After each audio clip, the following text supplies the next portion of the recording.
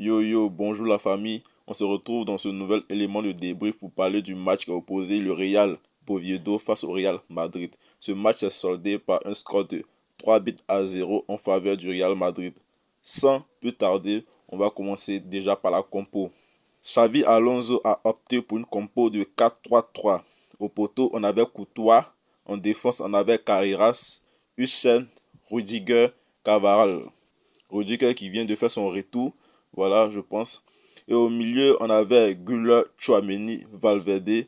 En attaque, on avait Rodrigo qui a commencé comme titulaire aujourd'hui, voilà, au détriment de Vinicius Junior. Et dans mon ancienne vidéo, j'avais parlé de ça, j'avais dit que Rodrigo aussi méritait de jouer, voilà, de commencer les matchs parce que c'est un joueur avec du potentiel et j'étais content de le voir commencer le match, il a fait de très bonnes choses. On avait aussi Mbappé et ensuite Mastatouono. Maintenant, voyons un peu les statistiques de la première mi-temps. Donc, le Real Madrid a adopté un jeu de possession, voilà, parce que c'est le nouveau style de jeu, voilà, proposé par Xabi Alonso, le jeu de la possession. Et c'est ce que le Real Madrid a fait aujourd'hui. On peut le voir déjà avec les statistiques. On a eu 73% de possession de balles pour le Real Madrid, 27% de possession de balles pour le Boviedo. Voilà. Un tir cadré pour Boviedo contre 5 tirs cadrés pour le Real Madrid. 17 tirs en première mi-temps pour le Real Madrid contre un tir en première mi-temps pour Boviedo. Maintenant, on commence avec les temps forts. À la deuxième minute déjà, on a vu que Rodrigo a essayé de tirer un tir. Il a tiré un tir, mais je pense que le gardien a calé le ballon, ou bien c'est sorti, je me rappelle plus trop, mais il a essayé quelque chose, voilà. Et Rodrigo, c'est ce que je demandais de lui depuis très longtemps. Je disais que c'est un gars qui est percutant, qui essaie de provoquer et qui essaie d'armer une frappe. Et c'est ce qu'il a fait dès la deuxième minute. Et ensuite, à la 21e minute, on a eu une frappe de loin. C'est ce que je disais. Le Real Madrid a beaucoup tenté de loin. Pourquoi le Real Madrid a beaucoup tenté de loin? Parce que l'équipe adverse avait garé le bus. Actuellement, c'est ce que toutes les équipes font maintenant quand ils jouent contre le Real ou le Barça. Ils savent que c'est une équipe qui a la possession, qui essaie d'attaquer. Donc eux, qu'est-ce qu'ils font? Ils essaient de bloquer la défense. Et c'est comme ça que tout va se passer durant toute la saison. Je pense que les équipes adverses du Real Madrid et du FC Barcelone joueront le bus. Ils vont garer le bus pour pouvoir provoquer, c'est-à-dire diminuer, hein, l'offense du Real Madrid et du FC Barcelone. Donc c'est ce qui a fait que le Real Madrid a beaucoup tenté de loin. Après ça, il y a une action qui a mené au but du Real Madrid, c'est-à-dire ils ont eu une contre-attaque après l'intervention de Tchouaméni. Cette intervention-là qui a créé beaucoup de polémiques parce que les gens admettaient qu'ici il y avait une faute non sifflée parce que c'est ce tac-là qui était à l'origine du but. Et d'autres disaient qu'il y avait une faute non sifflée, voilà, pour Oviedo. Mais est-ce que je vais vous montrer l'image tout de suite. Voilà, voici l'image qu'elle a. On a vu Chouameni qui fait un tac par derrière. Un tac par derrière. Normalement, Chouameni n'a pas fait du mal au joueur de Boviedo. Il a juste taclé et a touché le ballon. Il n'a pas touché le joueur en tant que tel, mais on admet que quand c'est un tac par derrière, dans le dos, alors il y a faute. Voilà, donc quelle que soit l'intention, même si tu n'as pas pris le ballon ou tu as pris le ballon, tu n'as pas touché le joueur en tant que tel, mais une fois que le tac est fait par derrière, alors c'est une faute. Donc beaucoup estimaient que c'est une faute, mais pour moi, il n'y a pas de faute parce que il a juste enlevé le ballon. Voilà.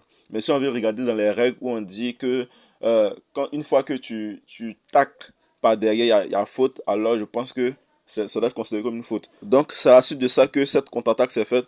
Et on a vu ici Mbappé qui vient, qui arme du pied droit. Et Mbappé, il est devenu très chirurgical, il ne rate pas trop maintenant d'occasion. Quand il est face au gardien, il ne rate presque plus trop ses occasions. Et cette année, je pense que Mbappé fera très mal. Et on l'a vu, il a marqué, il a célébré avec, tu vois, ses deux bras comme un avion. Voilà, vous voyez, il a tellement tiré, il a tiré tellement au bout que le gardien même s'il se tirait de plus en plus, ne pouvait pas caler cette balle parce que il a vraiment mis la balle au bout.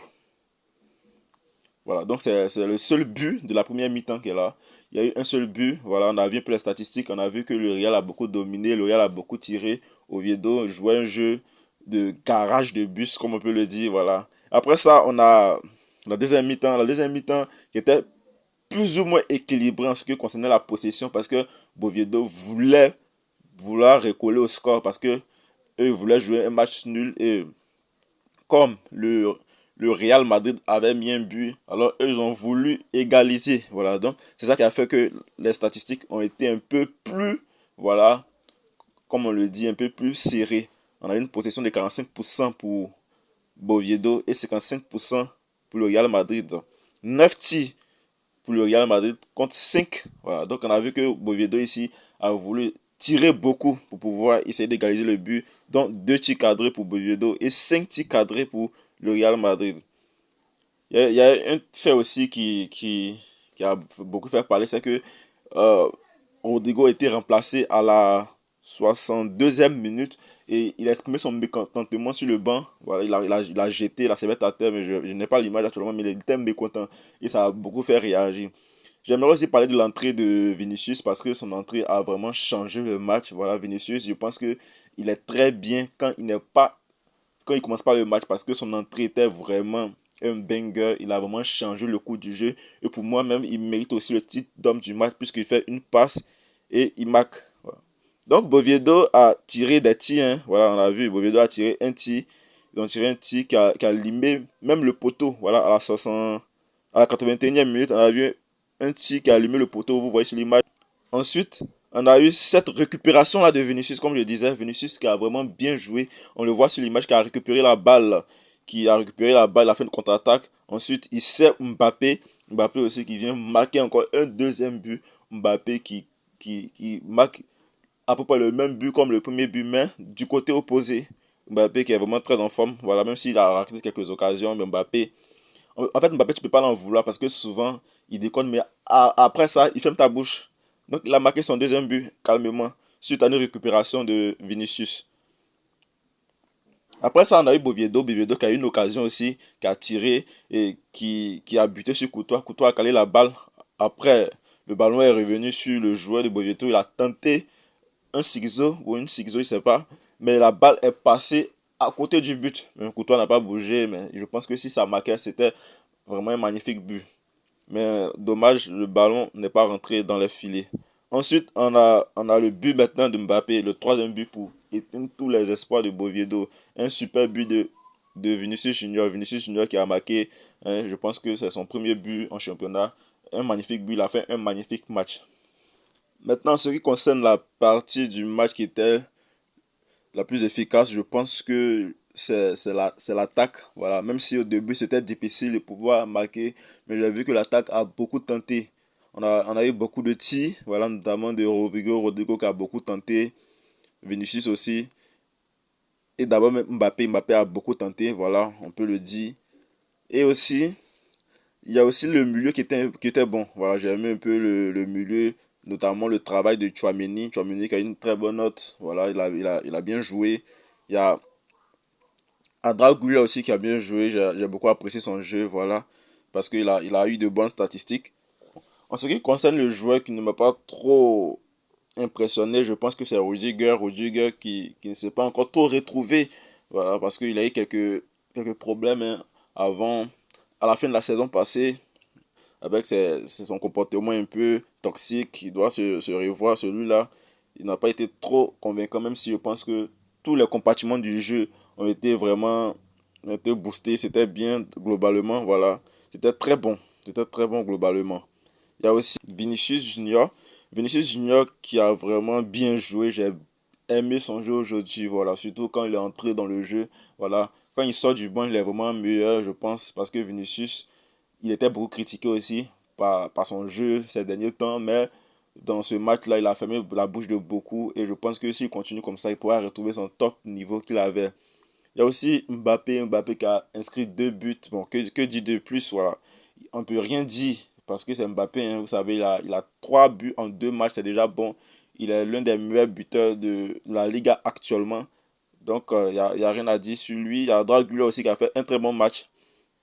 Un très bon match. L'attaque était bonne. Voilà, la défense aussi. Je pense que Le Real Madrid actuellement est un peu stable, voilà, en ce qui concerne la défense. L'attaque, c'est vrai que c'était difficile de marquer, mais ils ont réussi à sauter le verrou, donc je pense que c'est déjà positif. C'est aussi important de parler de ce que fait Xavi Alonso actuellement au Real Madrid, parce que le Real Madrid, dans la saison passée, c'était une équipe qui était fébrile en ce qui concerne la défense. C'était pour eux très facile de concéder des buts, mais actuellement, c'est déjà 2 matchs sans encaisser de but, 2 matchs, 4 buts. On voit déjà l'impact de Xavi Alonso. Bien vrai qu'il vient d'arriver, on doit lui laisser quelques temps pour pouvoir s'imprégner l'équipe, tout ça. Mais actuellement, il fait de belles choses. Voilà. Parce que avec Ancelotti, c'était vraiment compliqué. Bien vrai que le Real Madrid gagnait, mais c'était un peu compliqué. Voilà. Donc, il y a beaucoup déjà qui disaient que Xavi Alonso n'est pas bon au vu de ces 2 matchs. Mais je pense qu'il a fait de très belles choses actuellement, hein. Actuellement, ça fait déjà 2 matchs sans casser de but. 4 buts marqués, goal différence avec 4. Même si le FC Barcelone a 4 aussi, mais en ce qui concerne le nombre de buts marqués, le FC Barcelone est devant. Voilà. Donc je suis content pour ce qu'il a. D'abord, on va parler un peu de Rodrigo. Rodrigo aussi, il a tellement bien joué.